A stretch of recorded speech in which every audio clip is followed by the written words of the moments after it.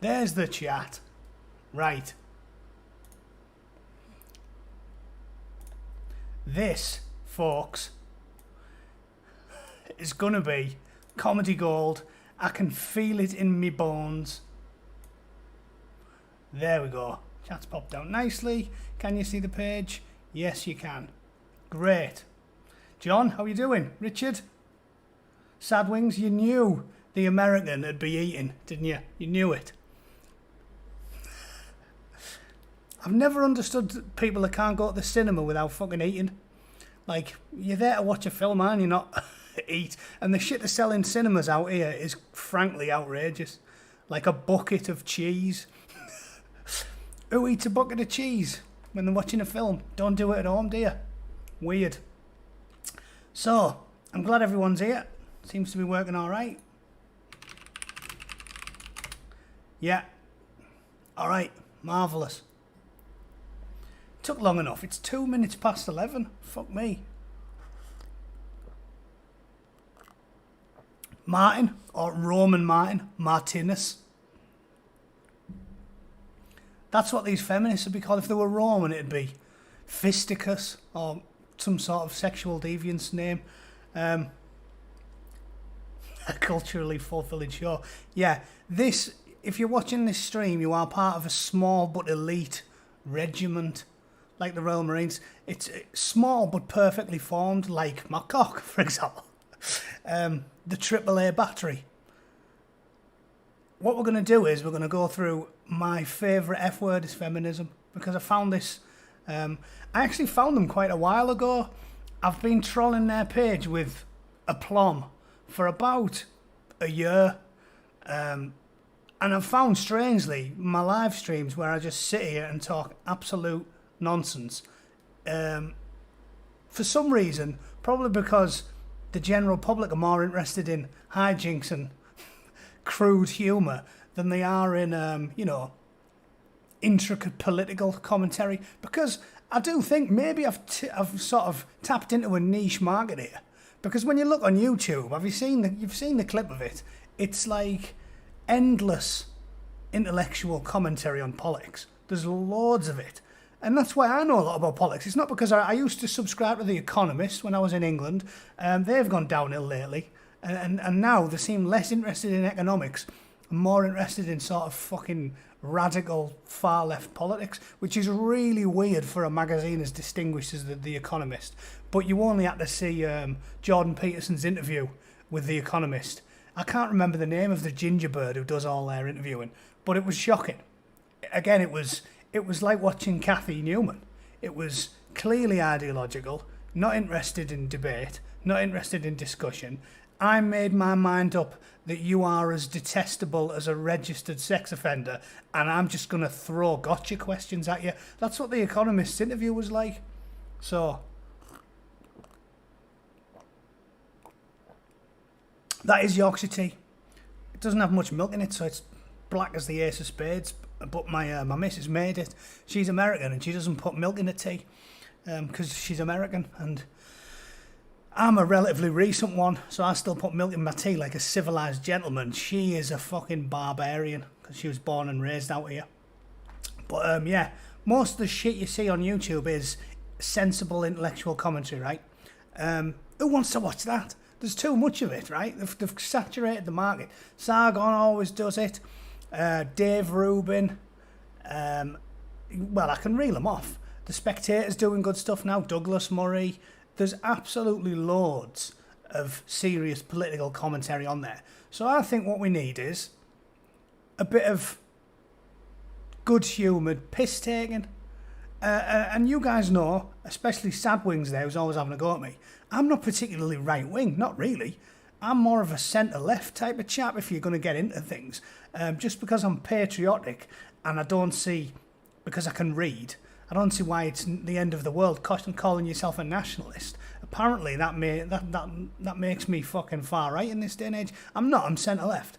I don't care about drugs, gambling, prostitution, gay marriage, abortion, all the stuff that American conservatives get pissed off about. I really don't care. The abortion one is a difficult one because you're talking about a life, or at least a potential life. But I've told you my argument before. I'm sure Sadwings is going to chirp in. The way I see it is, I know it's a big D. Teabagging, perfectly reasonable, between consenting adults or Royal Marines doing it for a dare or a bet. But like I said, I sort of invented this thing, what I call the suffering pyramid. And the suffering pyramid is, I decide how important something is by how much it has the capacity to suffer. So, like, really easy, right? Try it yourself. It works for nearly everything. If you were walking your dog and you seen a kid fall in a fucking pond and he was going to drown, but then you look to your left and you see there's a cat going to get ran over by a truck, even a hardcore animal rights activist would go for the kid, right? Because deep down in the back of his mind somewhere he knows that we place an importance on life depending on numerous metrics, but one of them's going to be how much you can suffer, in my mind. So the kid beats the cat. Or if you're going to eat something, I don't think a rat or a mouse has the capacity to suffer or is as important as a fucking dog. So with regards to abortion, instead of getting into all the complex debates, Roe v. Wade and all of the intellectuals that have talked about this and bored the tits off us all for 50 years, I simply say, controversial I know, I think an unborn fetus, which doesn't even have a fully functioning brain, right? They're not in the womb reading a fucking, going through Chaucer. They can't really feel or talk or... The brain is not fully functional. So I've come to the conclusion that if you have to side with the living, breathing mother who may be suffering because she really doesn't want the kid, and I don't want to be even hyperbolic and start talking about rape and incest and all the really fucking nailed on obvious shit. I'm just saying, if you're going to pick who has the capacity to suffer the most, the living, breathing mother or the unbreathing, unthinking fetus, I'll pick the mother. I think it's her decision. Her tits, her fucking ovaries. That's war. So that's the way I'm going. But again, I don't feel that strongly about it. I'm a fence-sitting wanker. I look at it. I'm not a woman. I don't have a pair of piss flaps. I see the argument and I go, don't really care. But if I have to pick a side, I'm with the pro-choice lot.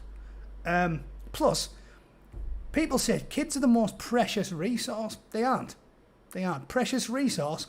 Oil, diamonds, gold, fucking RAM. We haven't got enough RAM nowadays. Graphics card shortage, being a PC nerd. Not happy about that. There's loads of things more important than kids. Humans breed like fucking rats. And the poorer and scruffier we get, just look around Middlesbrough. All the toothless, one-eyed chavs, they've got about 40 kids each.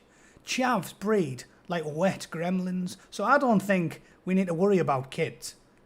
They take care of them fucking selves. Chavs squirt them out left, right and centre. The third world, thanks to poorly thought out Bill Gates, yeah, silly bastard, poorly thought out aid, is making people with AIDS, malaria and 11 kids have fucking 20 more. They can't even feed the fucking ones they've got.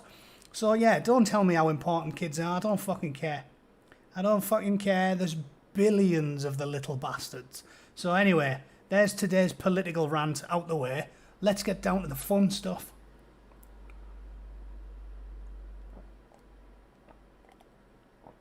I don't think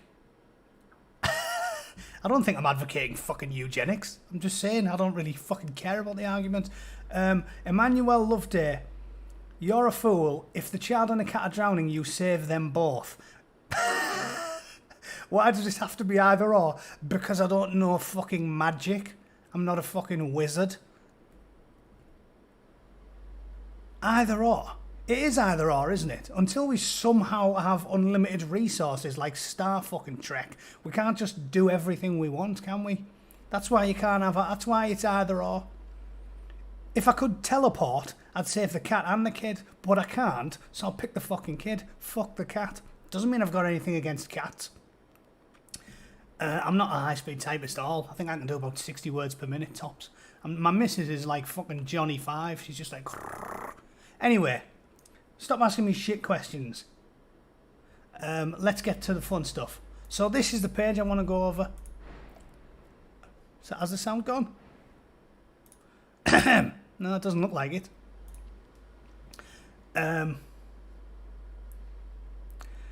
My favourite F word is feminism. This page is fucking mental. It's like, this is what I wanted to talk about earlier when I'm talking about like what's acceptable in public discourse. I fully do not understand why you can't even be centre right. Like people like Sargon of Akkad get like threw off the internet. I'm not even talking far right. You know, people like that, what was he called? The Iconoclast. I used to listen to him on YouTube. Didn't agree with him on everything, but he's entitled to his opinion. My opinion is this, which is why I've started siding with the right rather than the left, is because you always have to ensure that you stay away from the extremes. And the left have got the bit between the teeth, and the right are constantly getting hammered. So if you want to keep balance in the world, you need to sort of chuck up the right a little bit, don't you? Think about it this way. Normal centrist and centre-right opinions, now you get locked down instantly. There is no legal equivalent to my favourite F word is feminism. Facebook doesn't allow it. They don't even let you be centre-right. Like, they closed down, like, UKIP and the Brexit Party. They fucking slam them. They're like, oh, you can't have these opinions. It's fucking awful. And yet my favourite F word is feminism. Seriously, you just sit and go through it. It's like full-on, hardcore, full-blown communist, Marxist, extremist ideology that definitely does advocate violence.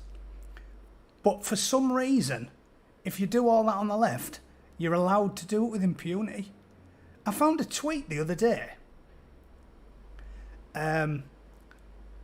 from a senator talking about that kid Jake Gardner, the one who committed suicide after he was indicted for manslaughter. And she was like bragging about it, saying like, who cares? And I was just thinking, it's really weird, isn't it? If you advocate violence, call for murder, like full-blown violence on Twitter, they'll let you as long as you're left. But if you're centrist or centre-right or far-right, you're not allowed to say anything. So seriously, people of the left or of the centre, in my opinion, need to start leaning right. Because if you want balance and centrism and you want to keep people away from extremism, you need to embolden the middle ground. And one side now has got too much power, and it's the far left. They control the mainstream media, the civil service, most of Parliament. Like, literally, they've got everyone over a barrel. So it's logical and reasonable to me that you start leaning towards the right and sort of emboldening them a little bit, because we've got to have the argument. There's plenty of things I'd side with the left on in a debate. Like I said, abortion's one of them. But you've got to be allowed to have the argument. I don't think if you're pro-life, you shouldn't be allowed to speak. Of course you should. I want to have an argument and I want to win the argument. But you need to start backing people up that are getting fucking slammed. Because that's how you just descend into chaos. So this is the page we're going to go through.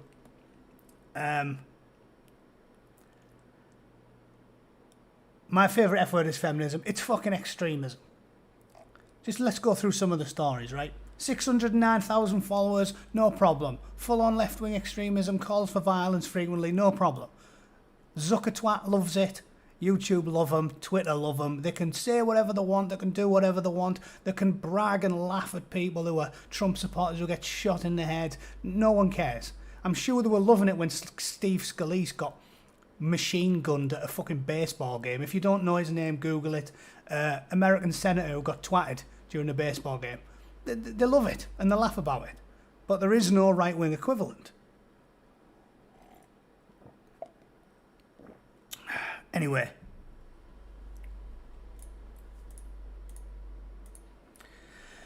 Right, let's go. First one, Republican effort to replace RBG with a Conservative Supreme Court justice may have far-reaching implications for gender equality, reproductive rights, the status of immigrants and other fundamental rights. Once again, they're all professionals, they're all Supreme Court justices. RBG, I'll piss the right off here and say, RBG wasn't an insane communist fanatic. She was simply an old-fashioned lefty.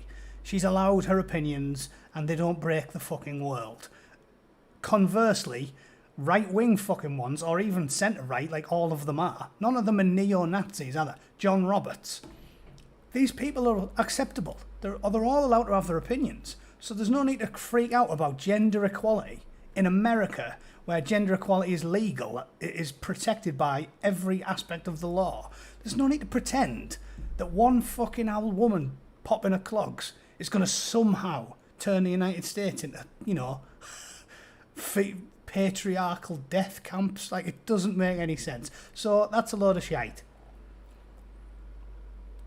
Anger over the charging division wasn't limited to Louisville. All right, these are just public affairs, current event stuff, not that funny.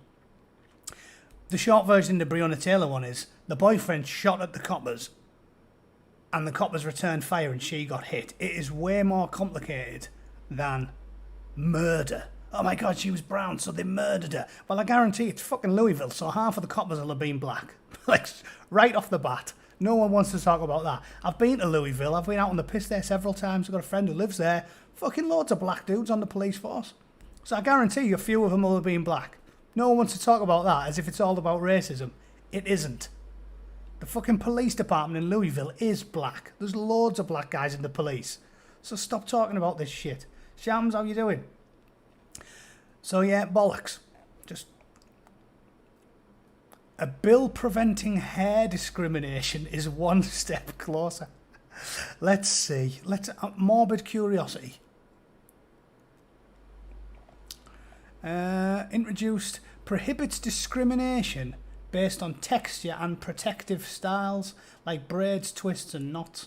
I suppose in principle I could support that, but again, as Milton Friedman would say, I always hark back to the free markets. Let them decide.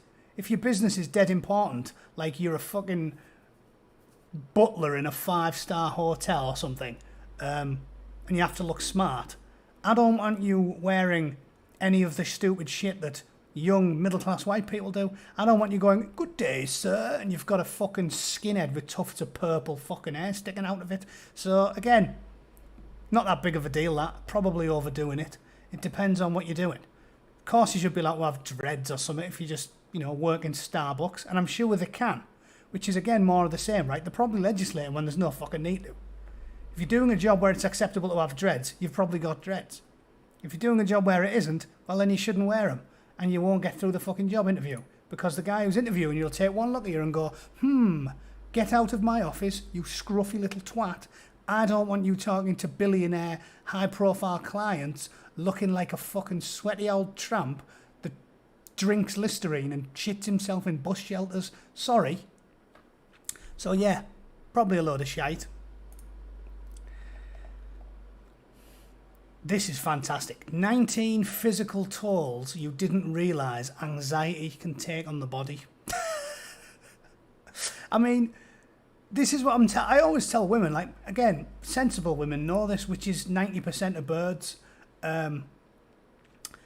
They know that feminism has got to the point now where it's disempowering them.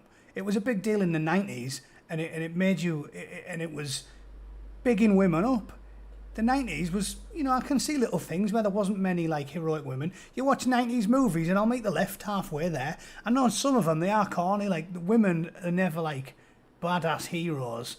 And with modern weapons, women can be pretty rock, you know. They do plenty of firearms training and they keep themselves really fit. Women can be pretty tough. Obviously, they can't get a fucking 250-pound wrestler in a headlock whilst booting his fucking mate in the bollocks like they do in every film now. But we can meet them halfway. There could be some better female role models. But these ones now are just pathetic. Like, they are making you, ladies, they're making you look pathetic. Pathetic. The term that Christina Hoff Sommers uses is fainting couch feminism. You know, the type where it's like, the old days, a woman sees like a mouse and she goes, hey, and fucking collapses on the settee. That's what she calls it. And these fucking lunatics trying to pathologise every single minor ailment anyone can ever feel or emotion anyone can ever feel have just made you fucking pathetic. Like, pathetic. Well, like, as if women are weak. As soon as someone says something they disagree with, they go, oh God, I can't handle it. You can handle it. Most women can handle it. You're not. Pathetic. Women are pathetic. Do some fizz. Read some empowering books. Be tough and strong. I know plenty of tough women who find these militant lefties cringeworthy extreme and they embarrass them. And when you read shit like 19 physical tolls you didn't realise anxiety can take on your body, you just have to laugh and say, what, you think you're making women stronger and tougher and better? You are making them pathetic. They're fucking losers. Yeah, some women are nails, Sam. I agree with you. Not a collectivist. Some are strong and some aren't. But this shit, oh my god, anxiety. Suck it up. I don't think the fucking women tilling the fields for 15 hours a day in the fucking 17th century were whinging about, ooh, anxiety. Give your fucking head a shake, you dippy mare. Look at this one. This one, you can see why this activism, this lazy middle class slacktivism is not even a real thing. Like, they're just LARPing as revolutionaries, right? They don't believe any of it. They know it's not serious. They know they're not oppressed. They know they're all spoiled rotten. The wardrobe items you choose for a demonstration can actually protect you from harm. Crash helmet, Kevlar, knee pads, you know. They're actually writing stories on bustles about what you should wear at your demonstration. Like, you've got to think about your wardrobe. It's got to be both stylish and fashionable, but also moderately protective. Fucking go dressed as a hockey goalkeeper, you silly cow. Do that. But you won't, will you? Because if you go dressed as a hockey goalkeeper, you won't look cool and with it. So you're not interested. What a load of shite. Out of interest, let's have a look. What to wear to a protest? Sleeping while black. No. Boyfriend shooting multiple rounds at the black police officers. They return fire. Unlucky. Shot in the swad. I feel bad for her. But she wasn't killed for sleeping while black, was she? Funny old thing. Black police don't shoot people for sleeping while black. Wear sunglasses. Oh, that's not bad advice. Carry a hands-free bag. Yeah. Avoid jewellery. Oh, it's not as daft as I thought. Wear a cap. Choose durable fabrics like denim. Now, see, this is where you can see they're obsessed with fashion. Yeah, denim, so you can wear your nice skinny jeans while you're living it up, taking Instagram photos while you protest. Fuck off. Choose durable fabrics. Wear a hockey goalkeeper outfit. Do it. Do that. But you won't, will you? Because you want to look cool. Fucking what a bunch of cunts. What's up next? 20 mental health and wellness resources for healing in the black community. Again, right? Who's racist? The people that are obsessed with what you are, or normal people who don't even think about it? I happen to be white. Shams there happens to be black. I don't think that the mental health and wellness needs for black people are any different from the mental health and wellness needs of white people. They're identical. So why make a big story out of it? Why make a big fuss if you're not purposely trying to sow division and make everybody hate each other, which is what communists and Marxists fucking do, because they want everyone to kill each other. They want to burn that shit down, is the favourite quote, isn't it? That's why they write fucking nonsense like this. Mental health and wellness, as if it changes by what colour you happen to be. Although, I suppose if you're particularly pasty like a Scotsman or an Irishman, slightly different, because instead of, you know, talking about your problems and going for a jog, large quantities of buckfast help with your mental health.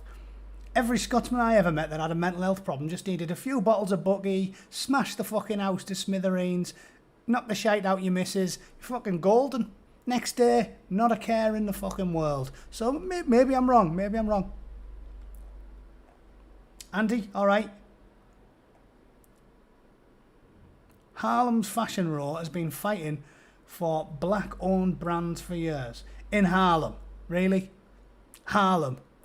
One of the blackest places in the fucking city. You're telling me they're fighting for black-owned brands? I don't think so. I think you're talking absolute shite. Look at this one. Discovering you're queer after 30 is a pretty common experience. It's another mad thing, isn't it? The right-wingers used to take the piss out of them and say insane hyperbolic stuff like, they want us all to convert to, like, atheism, as if it's like a religion or something. And they want us all to turn into lesbians. And it's like, all right, Tony, how you doing? You read this shit and they prove them right. They prove the Baptist preachers right. Discovering you're queer after 30, right? Again, I keep telling people, Medid, how do you not agree with BLM? Listen, BLM, I agree with the sentence, Black Lives Matter, but I don't agree with BLM because it is a far-left, extremist, violent, revolutionary movement that wants to, in their own words, burn this shit down. That's why I don't agree with them. Oh, it was a joke, okay. I thought a lunatic had infiltrated my small but elite chat room. So yeah, look at this one. Discovering you're queer after 30 is a pretty common experience. So let's say she's sexually active, not like in Middlesbrough where they're out sucking cock at fucking 12. But the reason they start early in Middlesbrough is because everyone wants a fucking council house. So in Middlesbrough, women go through menopause at about 17. Due to the fact you've been shagging people senseless since you were about fucking 12. But in normal places, let's say you're sexually active when you're 18, right? Apparently, it's pretty common. Common, not uncommon, not rare but uncommon, common experience for women to spend 12 years sucking blokes off and then all of a sudden, out of the fucking blue, you know, you're out having a night out with your friends and you've had one gin and tonic too many and then suddenly you just go, you know what, I fancy rubbing fucking minges with that big fat purple haired bird over there. That just suddenly comes off. That just suddenly dawns on you. If you believe that, you do agree with the far right, homophobic Baptist preachers. Let's just get that out there. You agree with them. They say horseshoe theory, left and right, go all the way. You end up being the same thing. These militant commie fuckers agree with the most virulent right-wing homophobes. Because the virulent right-wing homophobes who advocate sexuality fucking, what is it? That sort of weird classes they have. I remember seeing it on Bill Maher's movie, that Religulous. They have like classes, conversion therapy, to you know, get the gay out of you. Like an exorcism. That reminds me of a funny meme I seen, Al sent me. It was like, have you ever heard of a reverse exorcism? That's when the devil forces the priest out of a child. Anyway, basically they agree. Left and right come together on this issue because they're saying, oh yeah, you can be into blokes for fucking 12 years, and all of a sudden, on a whim, you just change your mind and go, fuck it, I'm a leser, right? And that's what they think. They think there's no such thing as a orientation, which is what normal people like me believe, right? You have a sexual orientation, definitely, because I didn't choose to like tits. I didn't choose to be into women. I just got to like 14 and suddenly looked at them jogging round the fucking tennis courts and thought, I'd definitely like to bounce on one of them. There was no choice in the matter. You're forced into it. If I could choose, I'd probably go for cock, let's be honest. Men are a better crack. Blokes typically are much funnier, and I'd like to not have to argue the toss if I want to go out for a curry or watch the rugby. You know, being gay married would be definitely better than being straight married. Like, what should we do tonight, Dave? Let's watch the rugby, and then I'll suck you off. Fucking winner. No arguments about what you're going to do. You don't have to meet her halfway and say, oh, well, I'll do the hoovering, and then you can let me go and watch the football with the pubs, with the lads. It'd just be, you know, party time, rugby, noshing each other off, fucking winning. So, unfortunately, I'm forced into my sexuality. I like women. Always have done. Realised when I was fucking 13. If you believe that you just decide that you want to rub your fucking dry scone on another woman's. Because let's be honest, you're not going to be dripping if you're really straight and you've been straight till you're 30, and then you're going to be forcing yourself to scissor women because you've been brainwashed in university and you think all of a sudden you could just decide you're a lesbian. Your minge is going to be drier than a fucking burnt scone, isn't it? It's going to be like rubbing two fucking, I don't know, like a burnt scone sprinkled with sawdust, rubbing it against another one. It's going to be emotional. In fact, if two straight women rub fannies fast enough, it'll probably burst into flames, and then you'll have like a towering conflagration, and the firemen will turn up and they'll be like, what caused it? Was it an electrical fire? And they'll say, no, two fucking dippy mares who were both straight started rubbing fannies, and this is what you get. The towering fucking inferno. So, yeah, ridiculous. Ridiculous. They agree with the far right. The homophobes, they're on the same page. You just decide you're gay when you're 30. Fuck it. Yee, drier than a burnt. You do know what a scone is, right? It's like fucking biscuit. Anyway. Husky, how you doing? Next up, it's a one-way street. 9 signs your best friend is toxic. They love the word toxic, don't they? Let's see what it is. Out of morbid curiosity. 9 signs your best friend's toxic. 1. It's a one-way street. All right, you're doing all the fucking graft. 2. They want you in a certain role. They make you feel uncomfortable. They give out criticism but melt down if confronted with any. I mean, this is drivel, isn't it? This is stuff that you know when you're 12, and these fucking militant lefty twats won't need to write stories about it because they've got the situational awareness of a fucking goldfish in a hijab. That's why they need to read stories like this. What a load of shit. A grand jury decided to indict only 1 out of 3 police officers. I told you, it wasn't murder. It was manslaughter. If you accidentally kill someone, it's not murder. Murder, you pre-plan it. You do it on purpose. Well, first degree, you pre-plan it. Second degree is like you do it on purpose. It's not murder. A boyfriend shot at the police, they returned fire, and one of the rounds hit her. Don't tell me that's murder. It's not. It was an accidental killing. And it's a fucking shame, because she didn't do anything. It was a fucking silly-ass boyfriend who thought it was a good idea to have a gunfight with a fucking load of coppers. But it's not murder. It's not murder, and it's not all about fucking racism. Yeah, they love going on about that one. Another one. Here's another one, look. Following on from what I was just saying there. About rubbing fucking wizard sleeves with another bird. Look at this one. I'm bi, but I've never been with a woman. Should I break up with my partner, a man, to explore my sexuality, even though I think he might be the one? It's mental, isn't it? These conversion therapy is now being advocated by the far left.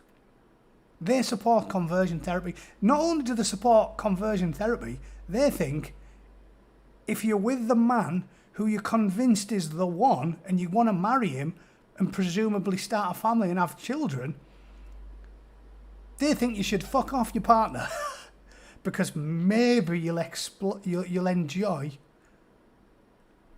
rubbing fannies with a bird. I don't think you will. I don't think you will. I don't think you will, just like I wouldn't enjoy weaning myself onto cock at the age of 40. I'm pretty convinced. Imagine a bloke asking the same, a normal bloke. I've been married 7 years, me. It's like, should I break up with my wife? Why? Just in the pub having a conversation with the lads, you know. Should I break up with my wife, lads? Why? What? Relationship problems? No, I just think, I might massively be into cock. How do you know? I read my favourite F word is feminism, and according to them, you can just change your mind fucking willy-nilly. Sorry, my favourite F word is feminism. Not a Baptist preacher. Not fucking Dr. Huckleberry's militant fucking wing of the Baptist church. All the gays are going to hell, so you should force yourself into tits. No, not that. My favourite F word is feminism. You know, the very, very left-wing group that believes that 30-year-old straight women who are going to get married to a man should just fuck him off on a whim so they can start fucking rug munching. Yeah, that's I'm on about that, yeah. Fuck me. It is, it's mental. I can't even get my head around it. They're fucking far right and they don't even know it. Proves the horseshoe theory's definitely true though, doesn't it?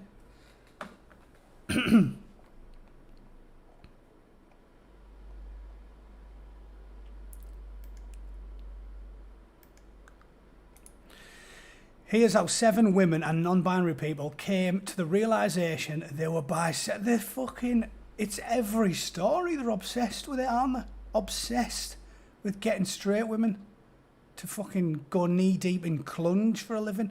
It's every other story. Here's how they realised they were bisexual throughout their lives. Come on then. Yeah, Philip Schofield. There is no way Philip Schofield wasn't gobbling fucking sailors on a weekend. No fucking way. Tony, I'm telling you. Philip Schofield has seen more pricks than a second-hand dartboard. I guarantee he was fucking airtight every weekend for the last 20. He'd been in the gay discos going for it. Philip Schofield's got an arsehole like a broken cat flap. Don't tell me he only all of a sudden realised at the age of 60, because it's fucking ridiculous. He was doing the runner boy who was going to grass on him. Yeah. Because the runner boy was like, Philip, I'm fucking sloshing everywhere. I sound like a fucking, like a festival portaloo. As soon as I move an inch, I'm sloshing because you've been fucking smashing my back doors in every fucking day for the last month. And he needs his ass welded up. Yeah, it's bollocks. Anyway, let's click on this because I'm interested. I want to know how you realise. Maybe I'm going to have an epiphany and I'm going to read this story and then I'm going to bin my missus and get straight down the docks so I can fucking daisy chain round a gay disco with 5 or 6 sailors. Let's have a look. Here's how 7 people realised bi was the best label for them. Well, I'll tell you how we realise. You like fucking blokes and women. There's one way. Amy, 24. I remember I was 7 years old when we passed by the gay parade in Jackson Heights. I saw the rainbow flag and women holding hands for the first time, and all of a sudden I got the feeling of butterflies in my stomach. I've seen plenty of flags and I've seen blokes holding hands, and at no point does that make me want to hum the national anthem with my granddad's balls in my mouth. Just doesn't happen. And I was joking there, but funny story, true story. Yeah, I come back from the pub once when I was on leave, and I used to go out on the piss with my dad all the time when I was on leave. I'd come home from Portsmouth or Plymouth or wherever I was based, and we'd end up getting shit-faced. And one time we go on the fucking piss for 12 hours, you know what it's like back home, fucking 15 pints of bitter with me dad, and then I come back, accidentally get in the wrong bed. I think I got up for a piss in the middle of the night because my dad was in my old bedroom when I was a bairn. He was now inhabiting what used to be my room. So me and my missus were in the master bedroom. My dad's in the old bedroom. I got up for a piss at about 3 o'clock in the morning. Gets in bed with me fucking dad. I wake up at about 5 a.m, sort of bright light in my eyes, and my old man is fucking elbowing me in the back, like kicking off, fucking slap me around the head, like not proper beating me up, but he's very aggressive, and he's going, homo, fucking homosexual, homo, and I'm like, what the fuck? So he's going off it and elbowing me, so I jumps out of the bed, fucking walks back in, lies down next to my missus. She's like, where the fuck have you been? And I was like, been in bed with me dad. And she was like, what happened? And I was like, I don't know. I said, I went for a piss and I fucking woke up there and he's kicking off. And she was like, he was calling you a homo. And I was, yeah. And she said, thing is though, if you were gay, would you try and fuck your dad? I think my dad seems to think for some reason that gay men just fuck anything. Doesn't matter who they are, what they're doing. Could be digging the garden. You'll quickly try and slip one in there. Could be a relative. Don't care. if you're gay, any fucking thing goes. As long as it's got a hairy ass, you're going to dig out. Like, you're going to shag your dad and then you'll be like, right, I'll just pop round Uncle Ian's house and I'll fucking Roger him senseless as well. Doesn't make any sense. Normal night out in Borough, yeah. Anyway, 25. She realised she was bi because she did research. What was the research? There's nothing I will read that'll suddenly make me be into cock. It's not going to happen. Becca, 40. I've always been attracted to both women and men. Well, then you don't fucking count, do you? If you've always been into them, do what you fucking like.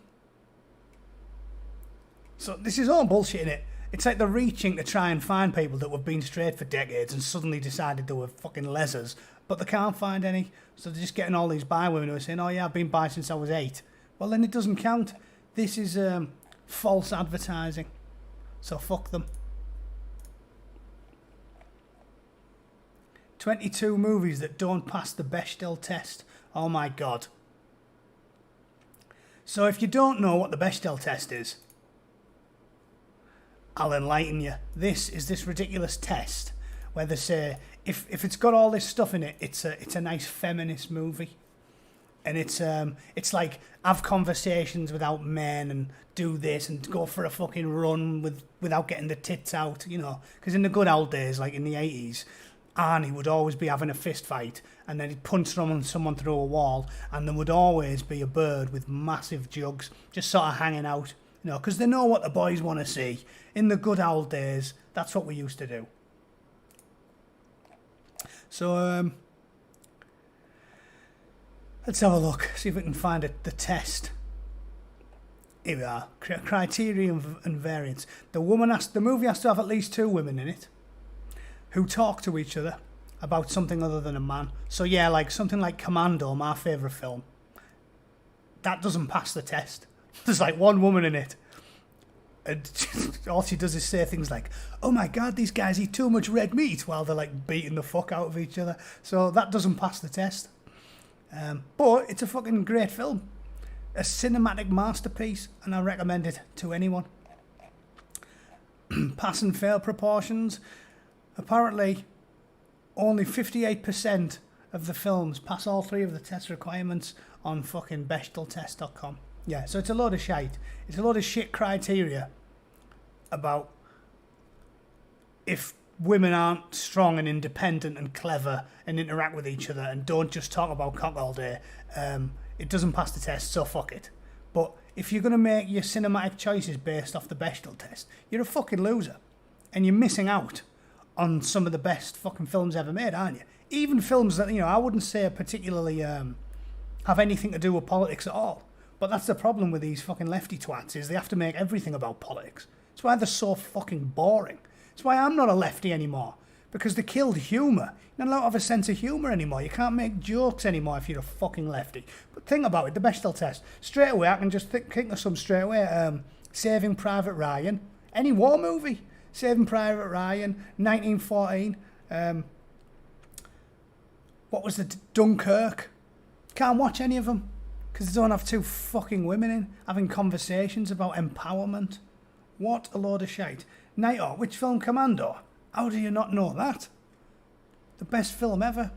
I eat green berets for breakfast. And right now I'm very hungry. That one, 1985. Arnie. Fucking brilliant. Lops a man's arm off with a machete. Kills someone by frisbeeing razor blade through his fucking head. Stabs someone in the head with a pitchfork. It's fucking brilliant. It is a cinematic tour de force, and I heartily recommend it to anyone. So 22 movies that don't pass the Bechdel test but are still pretty darn feminist. I bet they're all fucking shit. Gravity, fucking shit. That was one of the most overrated piece of shit films I've ever watched. I'd rather watch my fucking house burn down with the fucking kids upstairs. Downsizing looks terrible. Never seen it. The Avengers, how's that feminist? Just because women beat the fuck out of people. It's a comic book movie. Women beat the fuck out of blokes in comics all the time. Doesn't make them a fucking masterpiece. Although I will say it was somewhat entertaining. Jackie Brown was boring as fuck. Just endless rambling dialogue. That's what Tarantino likes. And I want to see gunfights and shit. Before Sunrise, never heard of it. The Girl with the Dragon Tattoo, not a bad film. I like mysteries, like most British people that read. I actually did like that. But they all cried about it, didn't they? They said, the rape scene was gratuitous. It's like they needed to put it in there so you grasp the awfulness of it, the horror of what he does to her, so then you sort of don't feel bad for the bloke when she fucking tortures him afterwards. Needed to happen. If you didn't show it, she just sort of casually said, I got raped, and then she's there drilling the guy's fucking chest while he's got a fucking dildo up his shit box. You wouldn't feel like she was the good guy, would you? Like, call me a fucking madman, but that makes sense to me. Toy Story, not bad. That was fucking awful, that first Tomb Raider. Never, yeah. Anyway, I don't want to listen to these shit film recommendations. Fuck them. You may identify as demisexual. Again, same. They're like a broken record, aren't they? Let's get everyone into fucking tits. It's ridiculous. Do you know the stupidest thing about this is? Yeah, handicaps misses, fucking bitch. Roadhouse is a decent film. I like that. That'd fail the test, wouldn't it? There's only one woman, and she gets her baps out. So, no. Demisexual.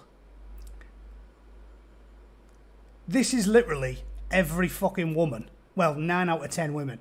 And they're just trying to give everything a shit name. Again, because it's stupid communist ideology. Separate everybody into categories. It's fucking stupid. The broad definition of demisexual is that you only experience sexual attraction in the context of a close emotional bond. So, 9 out of 10 women then. Since time immemorial. Because men have got more testosterone, because we're an evolved ape, so men like to put it about a lot more than women. And they can lie to themselves all they want and say that women love getting gorilla fucked up against wheelie bins by fucking random strangers. They don't. When they're convincing themselves they do, they're making themselves miserable on purpose. Most women like to be in a relationship. They want to have a boyfriend. Most men just want to get their end away. That's why it's hard to get laid when you're fucking 15. Because you just want to get a shag and all the birds want to have a proper boyfriend and you can't be arsed because you're too busy sniffing glue and fucking skateboarding, whatever it is 15-year-old boys do these days. I don't even know. Again, giving names to things that don't need names, making up fucking shit terms in this endless quest to categorise everyone into a little box so they can pit us all against each other and they can have the glorious fucking revolution. It's a load of shite. Demisexual is normal fucking woman. What a load of fucking bollocks. Harmful myths we need to stop believing. Oh God. It's getting dull now. I didn't think there was going to be quite as many stories about here's why you should all be scissoring. I didn't think it was just going to be an endless fucking conversion therapy, but the other way around. When you do want to work out and your mental health's getting in your way, having some at-home workout in your back pocket can make it easier to get started. Fucking finally, something sensible. Although they still couldn't make it perfectly sensible because they have to say to work out for depression. Working out is good for depression. Just because you're mardy ass fucking whinging bitches who want to make out like everyone's a pathetic fainting couch loser don't have to make it like doing fizz is all about depression. Of course exercise is good for your mental health. We know this. They did alright there. I almost thought they got one normal story squeezed in out of what? Fucking 50. But they managed to fuck up the headline. Well done you. Philip Booth. Middlesbrough's in Yorkshire. Definitely. And you fucking Yorkshire scum better get used to it. It's definitely in Yorkshire, and it's not spelt Middlesbrough with an O. It's Middlesbrough, which is weird because they get called the borough. All right, I'm going to segue into that because I told you I feel fucking strongly about this one. Let me tell you, it's not about belief. It's about facts. And Middlesbrough is definitely 100% in Yorkshire, and I can prove it. Yeah, it's always been in Yorkshire. They only changed it fucking once in history, and it was for like 20 years, and now it's back in anyway. So yeah, if you go to Middlesbrough, first of all, it says right there on Wikipedia, Middlesbrough is a large post-industrial fucking wasteland in North Yorkshire, England. So it's definitely in North Yorkshire. It's in North Yorkshire now, and it was in North Yorkshire in the past. The only time it wasn't is, let's have a look. There we go. So it became a county borough within the North Riding of Yorkshire in 1889. And it was fucking always in Yorkshire before that, because I went to York Minster on a school trip when I was a bairn, and there was a map from like fucking hell, the 12th century or something, and Middlesbrough was in Yorkshire. So it's always been in there. And then it was officially a county borough in the North Riding of Yorkshire in 1889. And then in 1968, it was merged to fucking fake Teesside, which doesn't exist, for gerrymandering reasons, to try and fuck over, you know what it's like, scumbag politicians just deciding shit on a whim. And then it was absorbed in 1974 by Cleveland, and then in 1996 Cleveland was abolished, and now it is a unitary authority within the county of North Yorkshire. So the argument is settled. It was in North Yorkshire for thousands of years, then it was made into a fictional county that doesn't exist, Teesside, from 1968, and then in 1996 it got abolished. So it wasn't in Yorkshire between 1974 and 1996, and then that was abolished, and it's back in Yorkshire. So from the last fucking 5,000 years, it has been out of North Yorkshire for about fucking 18 years, and it's now back in Yorkshire, and it was in Yorkshire prior to 1968. Therefore, no fucking argument. The borough's a Yorkshire town, and there you go. Done. It's because we don't want to be Geordies. Because Geordies, as we know, are just Scotsmen with the brains bashed out. So who the fuck wants to be a Geordie? Also, hence the term sweating like a Geordie in a maths test. If they think that we're closer to them, then we will be scorned by the term. And we like saying things like that. Tip it into the sea. I'll do one or two more. I'm only going for an hour. I get bored after an hour. I talk so rapidly, it starts to kill my vocal cords. Southend. Southend's a bit of a shithole. So, right, this one, you know, is just more of the same. They make out as if women are pathetic, haven't got any fucking mental strength at all. It's embarrassing. If I was a woman, I would hate militant feminists, because they make you look weak, they make you look pathetic, they make you look fucking brain dead. Militant feminists have got the fucking common sense of a house brick. They're just crazy. Their ideology is crazy, which is why they have to spend so much time trying to brainwash people and telling straight 30-year-old women they should be fucking licking women's piss flaps, because they're morally bankrupt and they haven't got a good argument. So they just try and rule by diktat. Oh yeah, we definitely know what we're talking about. Fuck off. But yeah, look, even this. Grief. You never met her.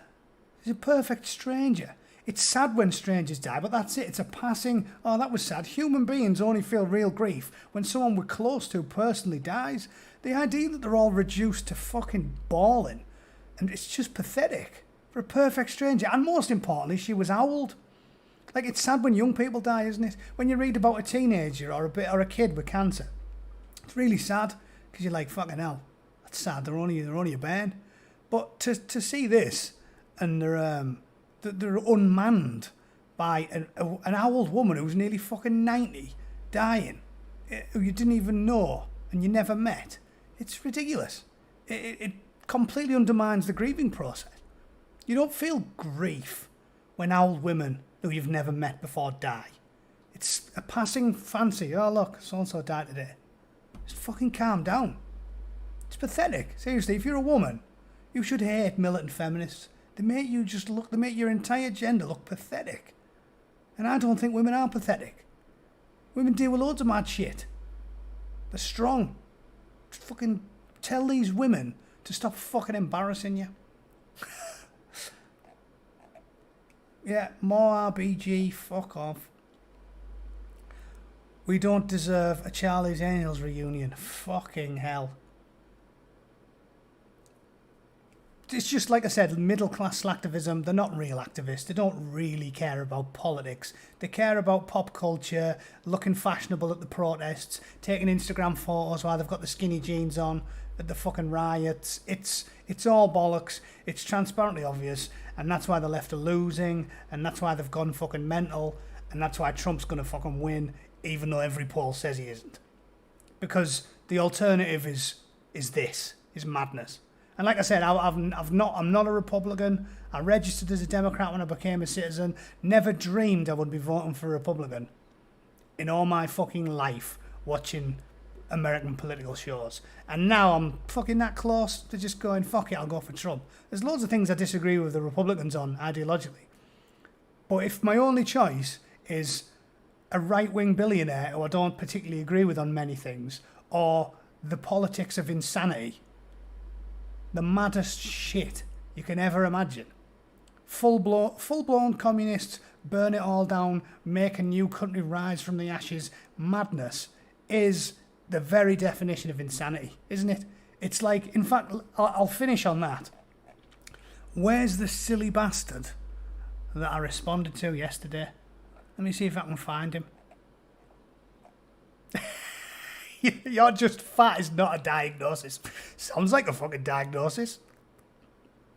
I'm a chronically ill fat woman, but doctors can't see past my body size to treat me because you've got an arse like the back end of a fucking double-decker. And if that's the case, I guarantee that's what's causing your fucking health problems.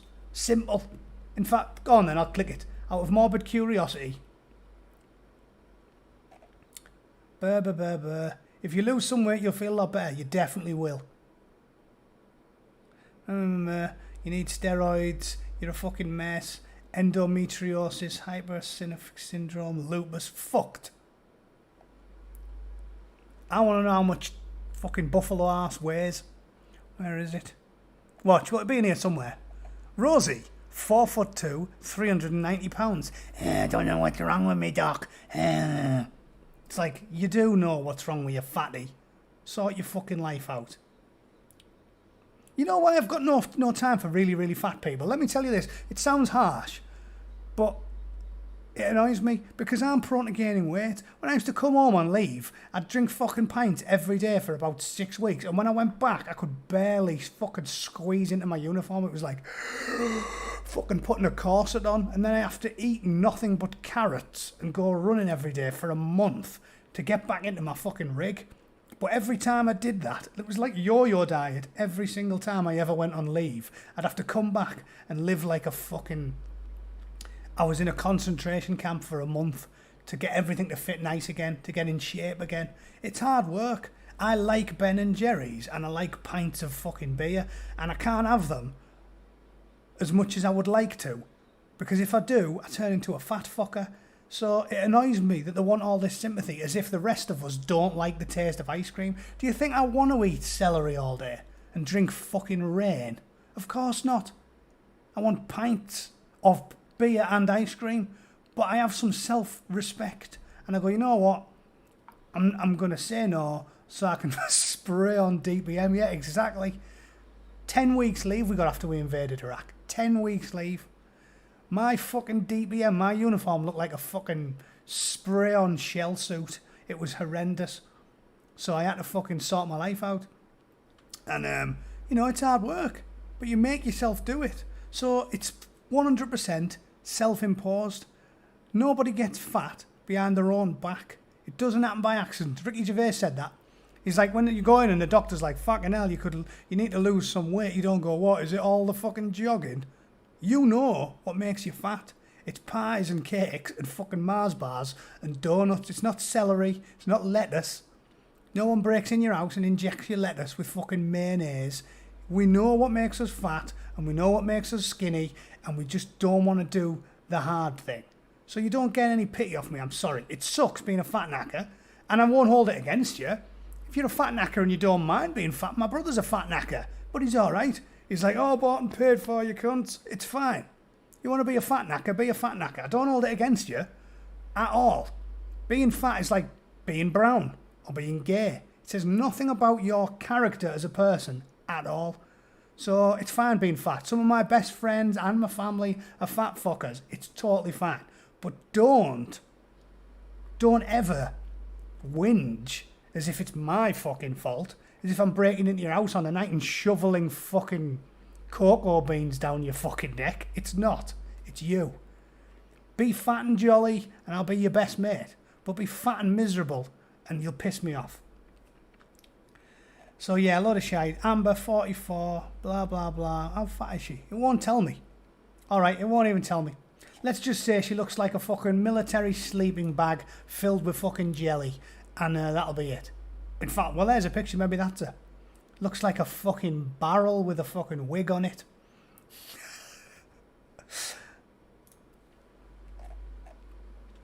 I wanted to end on that. Actually, I can just end on my YouTube channel because I shared it, didn't I? Yeah, I'll do that.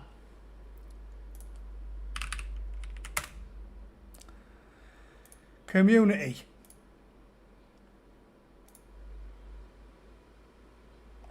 Yeah, this is the fucking post I shared with you guys. So this arsehole was on that My Favourite F Word is Feminism page.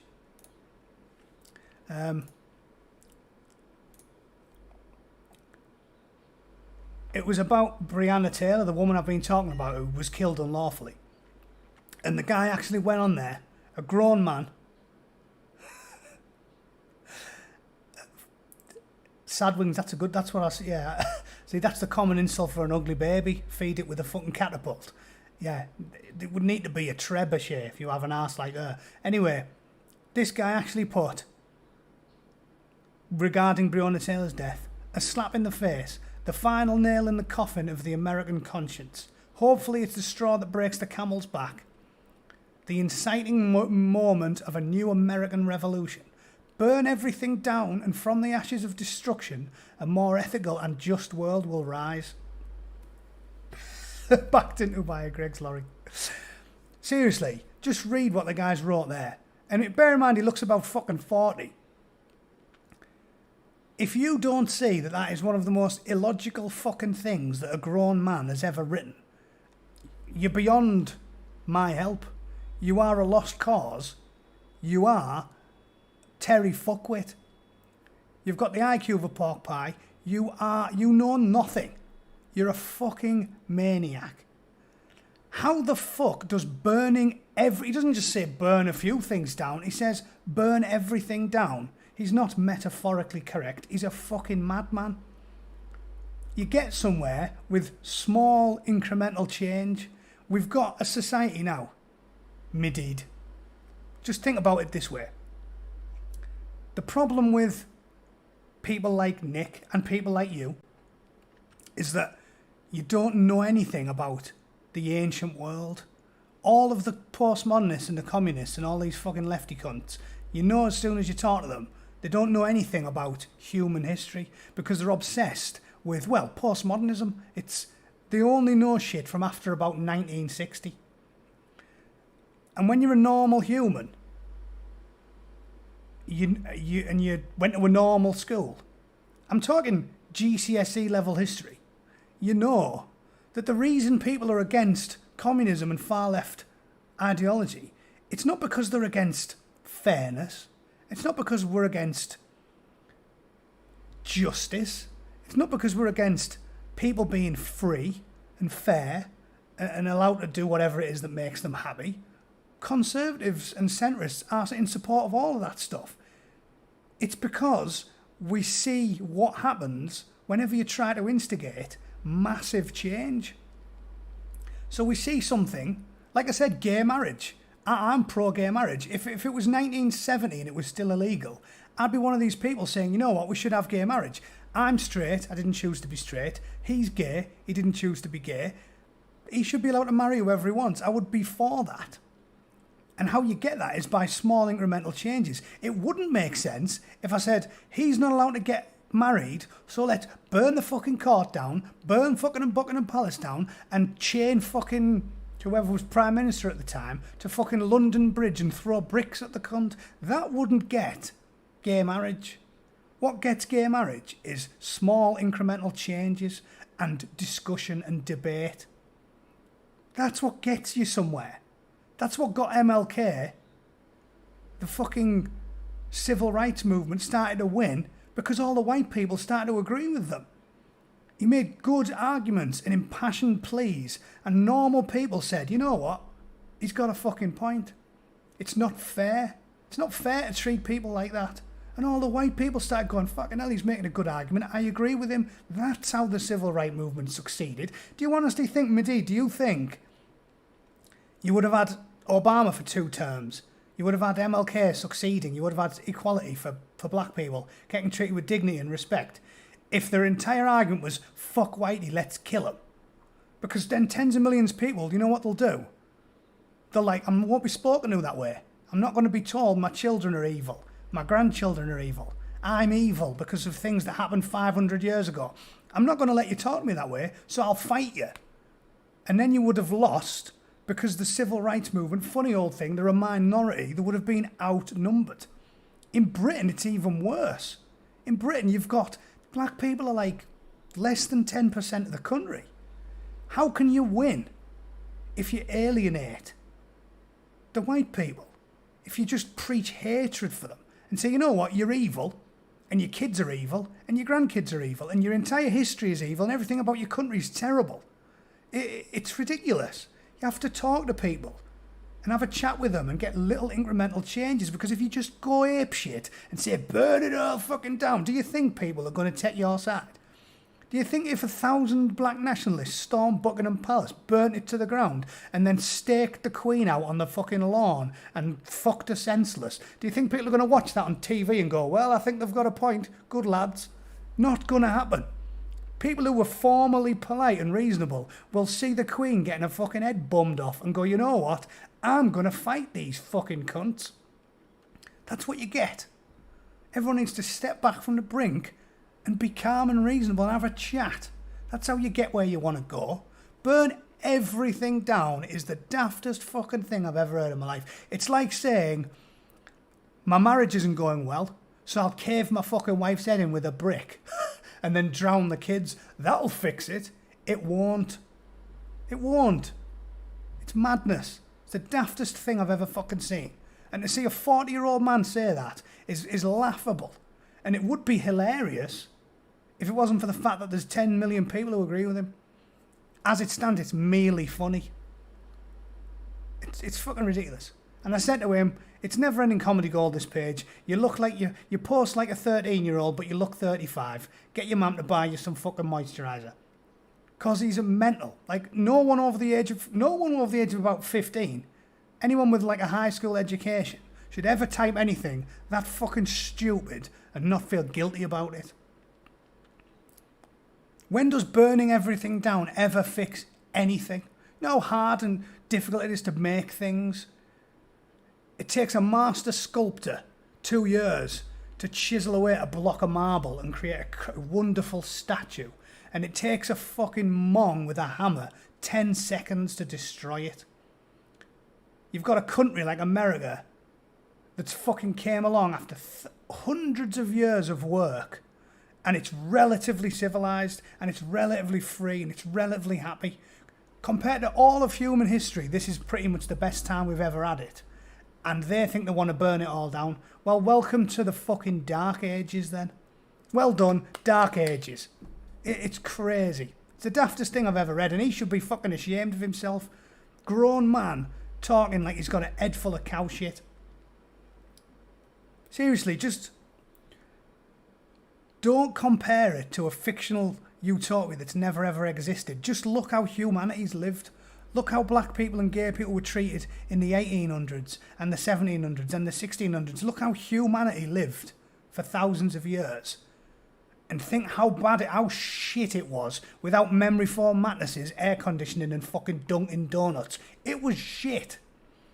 And I don't want to go there just because communists don't read books and aren't aware that every fucking society in human history has been fucked up. Just look at the Japanese. The Japanese were bayoneting babies in 1940. The rape of Nanking was in the 1930s, and it was stone cold butchery, mass butchery of children. Mass rape. It was horrendous. There's photos on Wikipedia. I won't put it up because I'll get banned. They tortured them. They like jammed spears and shit in women's fannies. They stacked kids up on bayonets. And the postmodernists don't talk about that because they don't know about it. Because they don't know anything from before about 1960. You're comparing us, saying America's evil and Britain's evil. And while we were like pushing for gay rights, there was genocides going on. What about the Armenian genocide? The Turks killed 1 million people in the fucking 20th century. And we talk about fucking puerile nonsense. Like, oh, look at this. This gay man, a gay waitress, someone wrote something mean when they left her a tip. Fuck me. Do you know how lucky you are when that's the worst thing that's happened to you today? The things that happen to people still in this day and age is insane. And we're fucking crying about nonsense. Should you be abused if you're gay? No, you shouldn't. But being insulted's a bit shit. We've all been insulted. Fucking hell, you can't insult me every time I do a bastard live stream. But it's not the end of the world. To see Western educated people talking like that is the definition of fucking madness. Madness. The amount of slaughter and slavery and genocide that's gone on in the last fucking 100 years, and these silly twats want to burn the whole country to the ground because a few people are a little bit uncomfortable occasionally. Like, that's literally it. Mental. So on that note, I think we'll call it. I've talked for 1 hour and 15 minutes. Thanks for tuning in. Again, it was comedy gold, that, wasn't it? I can't believe how desperate they are to turn straight women into lesers. It's really weird. I don't get it. But if they had their way, every woman on earth would be wearing comfortable shoes. It's fucking really weird. Maybe the world would be better. I'll tell you what, the porn industry would be fucking laughing. The guy who owns Playboy would be loving it because there'd be fucking 3 billion men wanking themselves senseless. Also, we'd go extinct very quickly. Just something small to think about. Thanks for tuning in, guys. As always, I'm glad you... Sadwings, you stayed for the whole thing. Well done. And you, Richard. Thanks for listening. I'll see you guys again soon. And I'm doing a chat on Saturday with Whiskey Straight Al again. We're going to do whiskey and politics because, we both like both of those things. Thanks for watching. See you guys again soon.